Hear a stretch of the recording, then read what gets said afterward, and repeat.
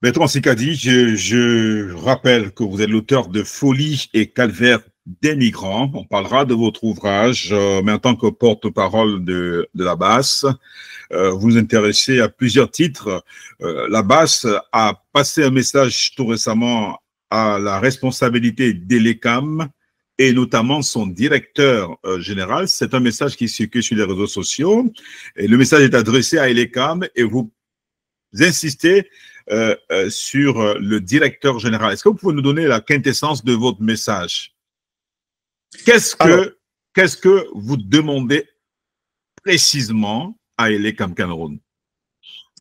C'est aussi simple que cela, la publication de la liste électorale nationale qui permettra, n'est-ce pas, à tous les Camerounais qui sont inscrits de vérifier effectivement si sur les listes, sur cette liste nationale, il y a leur nom, de vérifier qu'il n'y a pas de doublons, de vérifier que tout se passe bien et qu'on ira à une élection présidentielle en sachant les différents acteurs qui seront sur le terrain.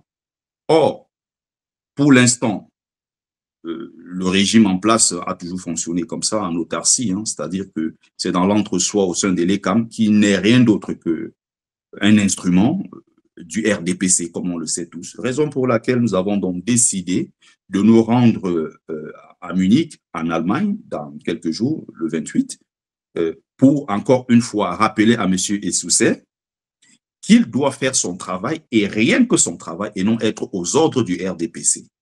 Ça, c'est le premier point. Le deuxième point... Pourquoi vous en appelez à la responsabilité individuelle de M. Essousset?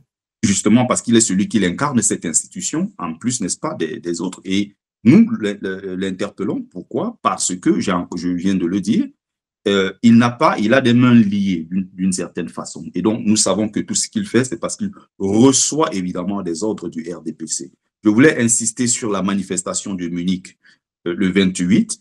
Pourquoi? Parce qu'il y a une entreprise allemande, du nom de Veridos, qui a reçu une somme de 8 milliards de francs CFA pour aider le Cameroun dans cette ambition-là, n'est-ce pas, dans ce projet de falsification des votes des élections qui arrive dans quelques mois. Et donc, le RDPC, encore une fois, a mis sa machine de fraude en route, comme il l'a fait en 2018 avec les faux observateurs de Transparency International, avec toute la fraude qu'on connaît, avec toutes les preuves qui existent jusqu'à aujourd'hui.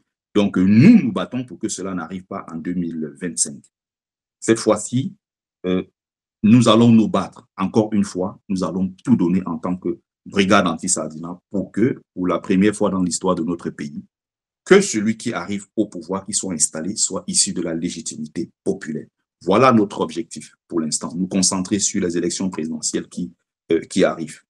Et donc, quand ça commence comme ça, avec déjà des entreprises complices, avec, vous avez vu hier, le rétropédalage d'Orange qui refuse d'ouvrir un compte, n'est-ce pas, à un parti politique de l'opposition qui est très impliqué dans cette élection. Et tout ça, vous voyez très bien que la machine de fraude, n'est-ce pas, est en train de se préparer. Et là, c'est sur tous les points.